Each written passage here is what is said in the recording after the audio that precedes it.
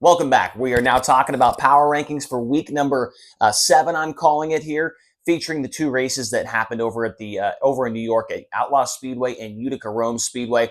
So just two races here on the power rankings board, and we've got their finishes there, and we've got where these drivers are at in the point standings. As you can see, there was two drivers that moved up a couple of positions, and a couple other ones that moved just down one, and a couple of guys just stayed in the same spot. So we'll get into it here, talk about each driver, how they've done here over the last two races, and some other things as well. So hopefully you guys enjoy this as we get through with the 7th edition of the Power Rankings. So first driver on the Power Rankings here, he'll be 10th, staying in the same spot that he was at last week with finishes of 3rd and 15th at the two nights. He's also 9th in the overall point standings right now with Kubota High Limit Racing, and that is Zeb Wise. So Zeb Wise right now, 10th in the power rankings, 9th in the overall points. He had a solid week and got his best finish of the year over at Outlaw Speedway, led 15 laps of that feature event, and it looked like maybe things were starting to turn around for him. But then he comes back out and lays an egg over there at Utica Rome, finishes 15th in the feature there. Was not a factor when it came to that race at all. But we're interested to see how he does coming up here at Port Royal Speedway, where he does have a win in the past with the Outlaws. He's got a lot of laps at that place as well. So maybe could be an opportunity coming up this weekend for Zeb Wise to move up these power rankings and move up as well in the point standings. But it's just kind of been like these two finishes right here. That's just how the year has gone so far for Zeb Wise. It's been really up and down, not much consistency, but hopefully they figure it out here soon, especially coming into one racetrack where they have a lot of speed at in the past, and they've got some success. So Zeb Wise, 10th right now. And we'll talk about the next guy up on the board, and he has moved up 3 positions from last week with finishes of 9th and 8th. He's also currently 8th in the overall point standings with High Limit Racing, and it is the 9P of Parker Price Miller. So PPM, and I'm also kind of, basing this on the fact that he does not have a crew chief right now, and he goes to New York and has 2 top 10 finishes. The fact that he doesn't have a crew chief has also kind of boosted him up here a little bit. And the fact that he's able to have those 2 good runs after, he was having some decent runs here and there. Last week was not very good. As you can tell, he was outside the top 10, but he jumps back into the top 10. It seems like these guys are figuring things out, but how will they do coming up here at Port Royal Speedway?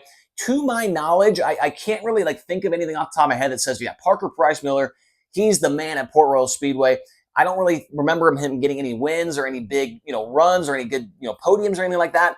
Maybe I just don't have a very good memory, which is definitely the case. But we'll see if he can stay in the top 10. With no crew chief, that is going to be tough, but I have considered that fact for these rankings, and he has been pretty solid here over these last couple of races. So nice job to Parker Price Miller and that team. They are currently 9th in the power rankings. They're 8th in the overall point standings. We'll move on to 8th overall. He finished 8th and 7th, and he's currently 6th in the overall points. And I feel like he's been in 8th on the power rankings for the last 3 weeks in a row, and that is Spencer Bayston.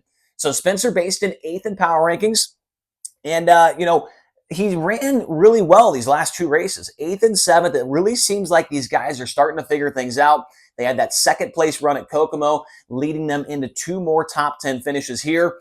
And I don't know why. Maybe I should have moved him up. But if you look at the finishes of the other drivers ahead of him, it's kind of hard to do that, right? This 8th and 7th, these are the runs that we were expecting to see from this team every single night or better. Spencer got his best run of the year at Kokomo, that 2nd place run. Previous best was 3rd, I believe it was at Southern Oklahoma. But for me, I was just expecting these guys to be up there in the top 5 on the podium more and contending for wins. That quite hasn't happened a lot this year, but it does seem like they are turning things around and they're getting better at the beginning of the night, which is always very important. And they've had that speed all year long in the features, and that has been showing as well. So if they can combine those 2 things, then I think they're going to be a dangerous threat here coming up. And I think they're going to be really good here at Port Royal. Spencer Bayston, his first win in this 5-car happened at Port Royal against the Outlaws, and he's been good there in the past as well. He finished 2nd at the local show just last week to Tyler Courtney. And so I think Spencer Bayston, he's going to finally break out of this 8th position in the power rankings after Port Royal if those expectations do come to life here for him. 7th in the overall power rankings, and I cannot figure these guys out, but they had 2 really good runs here recently, and that is Justin Peck. So Justin Peck, 6th at Outlaw and 2nd at Utica Rome. He's also currently 7th in the point standings. He does not move up or down from last week. These guys have been on a roll here the last couple of races. I don't think they've finished worse than 6th in the last 4 or 5 starts. They were, or maybe even better than that.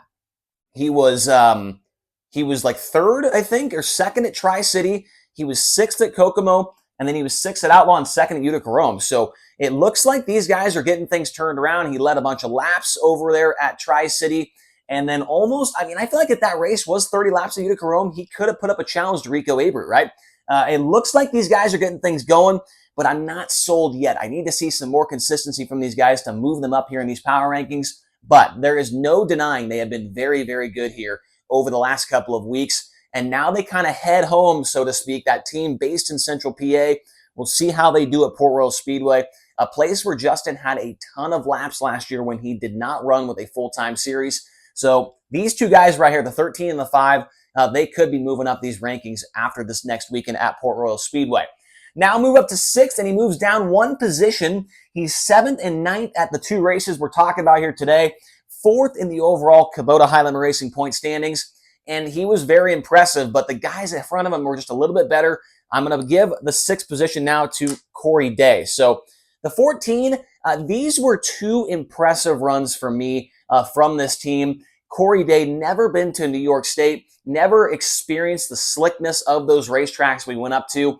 Obviously, the dust was extremely bad at Outlaw, but he was able to handle that very well and come home with a respectable 7th place run and a respectable 9th place run at Utica Rome. He was fastest in his group in qualifying, and that's a track that maybe a place that he's never even seen anywhere similar to Utica Rome before, and he was still able to come home in 9th, especially, we had a little equipment malfunction there, but we've got it fixed.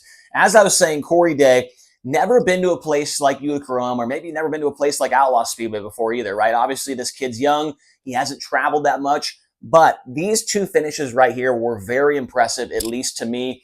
And you're probably thinking, well, Chase, why didn't he move up in the power rankings? Well, the couple guys ahead of him were just a little bit better, right? I only had to move Corey Day down because he got passed by somebody else. If that guy didn't pass him, he was probably going to move up a spot or stay in the same position that he already was.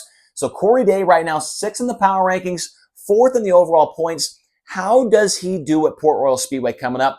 He's ran, quote unquote, 2 races at Port Royal, has not even made it past the first lap of the feature in both of them because there's been 2 giant wrecks he got involved in.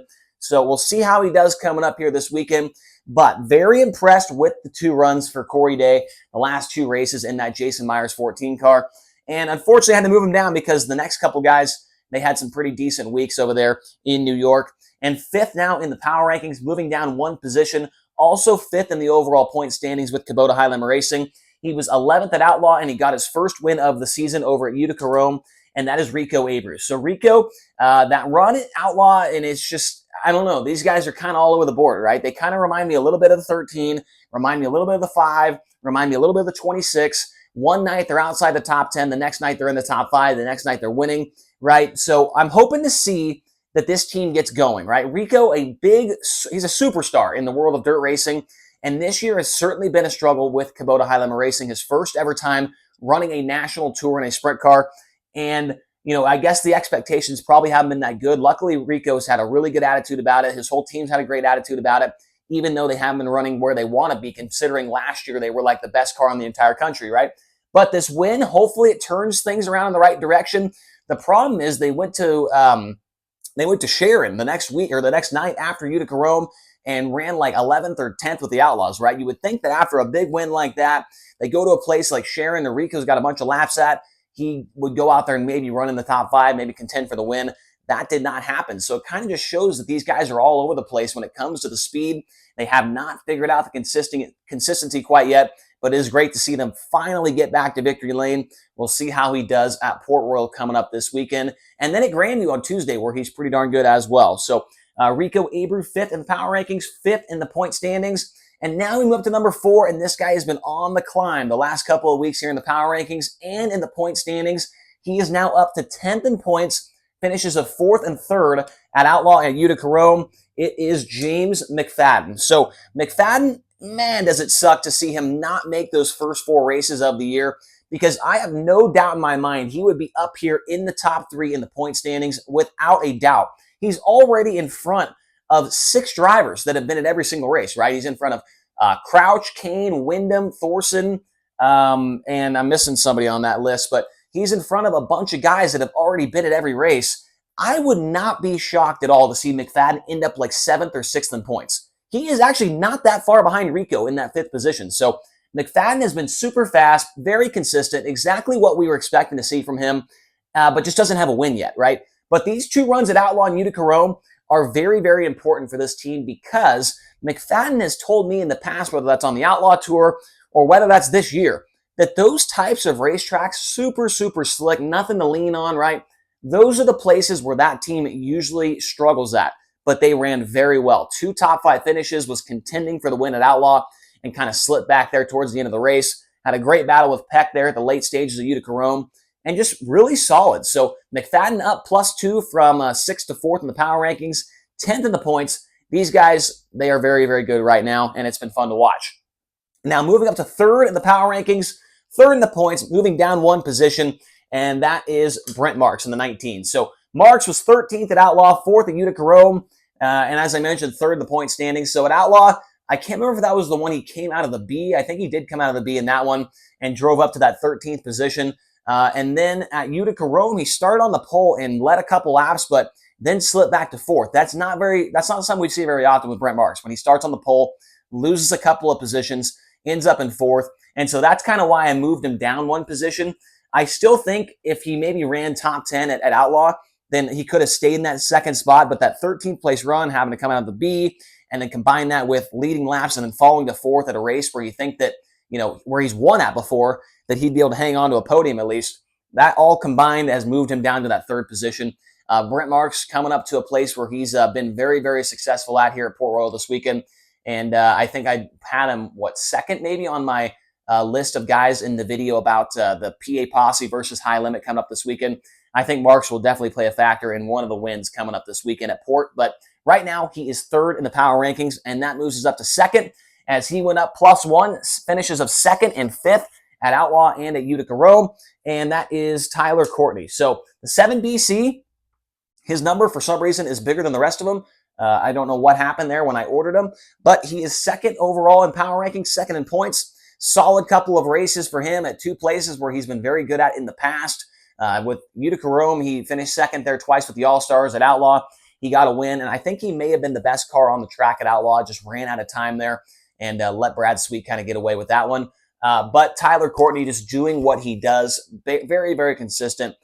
He's only got 2 finishes, I think, now outside the top 10. Same with Brent Marks. And so Sunshine, he is number 1 guy on my list to maybe take down a big win this weekend at Port Royal for the Bob Weichter Memorial. We'll see what he can do. Just got a win last week as well at Port Royal at that local show.